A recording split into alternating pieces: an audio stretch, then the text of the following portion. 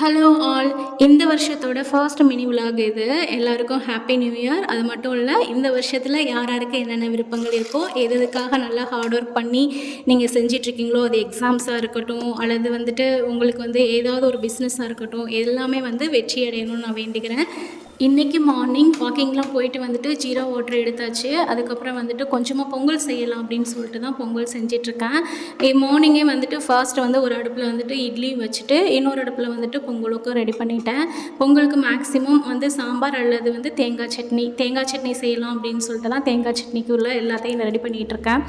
இன்றைக்கி morning breakfast கொஞ்சம் வெரைட்டியாக போகிற மாதிரி தான் இருந்தது. ஏன்னா ஒவ்வொருத்தவங்களுக்கும் ஒவ்வொரு ஆப்ஷன் தேவைப்பட்டது. ஸோ தோசை வேணுங்கிறவங்களுக்கு தோசை, இட்லி வேணுங்கிறவங்களுக்கு இட்லி, பொங்கல் வேணுங்கிறவங்களுக்கு பொங்கலும் செஞ்சாச்சு. இன்னும் கொஞ்சம் நமக்கு ஹெல்த்தியாக ஏதாவது சாப்பிடணும் அப்படிங்கிறதுக்காக நட்ஸும் ஊற வச்சுருந்தேன். ஸோ நட்ஸும் கொஞ்சம் எடுத்து வச்சுட்டேன். நெக்ஸ்ட்டு கொஞ்சம் பச்சை பயிறு எல்லாமே வேக வச்சு எடுத்திருந்தேன். ஸோ அதையும் எடுத்தாச்சு. ஸோ கொஞ்சம் இன்றைக்கி டிஷ்ஷஸ் கொஞ்சம் ஜாஸ்தியாக இருக்கிற மாதிரி இருந்தது. ஓகே, எப்படியா இருந்தாலும் கொஞ்சம் ஹெல்த்தியாக இருக்குது அப்படின்னாக்கா ஓகே தான். நிறைய பேர் இந்த வருஷம் நியூ இயரில் நிறையா ரெசல்யூஷன் எடுத்திருப்போம். ஸோ 1 or 2 நமக்கு ஸ்கிப் ஆகும்.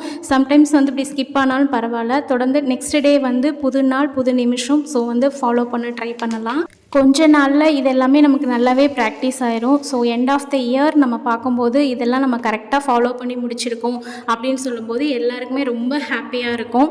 ஸோ அகெயின் எல்லாருக்கும் happy new year and thank you all.